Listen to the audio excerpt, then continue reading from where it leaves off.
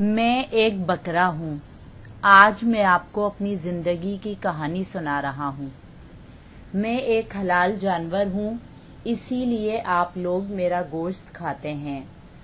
گاؤں دیہاتوں میں تقریباً ہر گھر میں ہی میں موجود ہوتا ہوں، کیونکہ یہ لوگ ہماری پرورش کر کے ہمیں فروخت کرتے ہیں۔ یہی کام ان کی آمدنی کا اہم ذریعہ ہے۔ میرے مالک نے بڑی محنت سے میری پرورش کی ہے اور مجھے اس قابل بنایا کہ آج میں ایک تندرست جانور کی صورت میں آپ کے سامنے ہوں۔ جب میں چھوٹا تھا تو میرا مالک میرا بڑا خیال رکھتا، مجھے سردیوں میں ٹھنڈ اور گرمیوں میں گرمی سے بچانے کی کوشش کرتا۔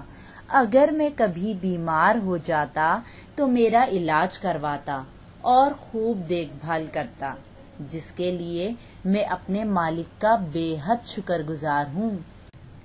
ویسے تو آپ لوگ اور دوسرے جانوروں کا بھی گوشت کھاتے ہیں، لیکن ڈاکٹر حضرات مریضوں کو بھی میرا گوشت ہی استعمال کرنے کا مشورہ دیتے ہیں۔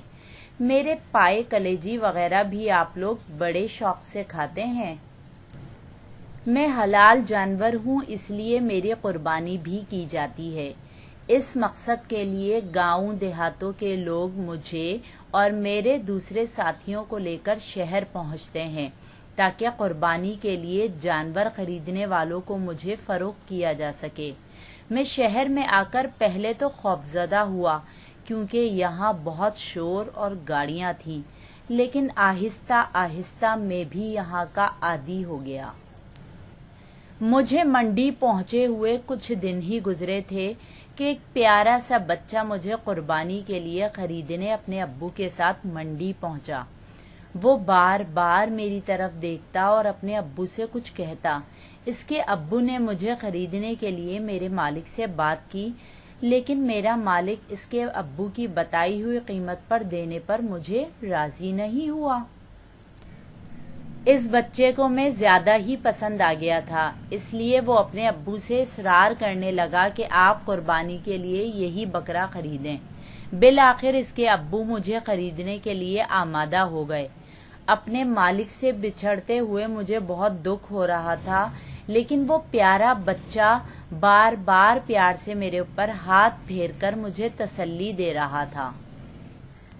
ایسا لگ رہا تھا جیسے وہ مجھ سے کہہ رہا ہو کہ پیارے بکرے، تم پریشان نہ ہو، میں بھی تمہارا خیال رکھوں گا۔ اور واقعی اس نے سچ ہی کہا تھا۔ وہ میرا بے حد خیال رکھتا، مجھے کھلاتا، نہلاتا اور ٹہلانے کے لیے بھی باہر لے کر جاتا۔ قربانی کے دن جیسے جیسے قریب آ رہے ہیں وہ اداس دکھائی دے رہا ہے، لیکن میں بہت خوش ہوں کہ سنت ابراہیمی ادا کرتے ہوئے میری قربانی کی جائے گی اور میں پھر آپ سے جنت میں ملوں گا۔